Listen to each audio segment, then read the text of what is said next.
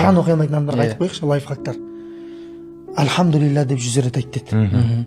Ла илаха иллалла деп 100 рет айт деді. Аллаху акбар деп 100 рет айт деді. Яғни субханалла, Алла кемшілік сипаттардан пәк. Альхамду, бүкіл мадақ Аллаға тән. И Алладан өзге құдай жоқ. Соңғысы Алла барлық нәрседен үстем. Осыны айт деді. 100-ден айт деді. Бір күнде Алла жолында 100 атты ерттеп сыйға тартқанмен бірдей деді. Субханалла. Альхамдулиллахың деді. Алла жолында 100 түйені жүгімен ерттеп сыйға дайындағанмен бірдей. Ла илаха иллаллаң деді. Бұл ойбай субханаллаң Исмаил ұлдарынан 100 құлды азат еткен деді.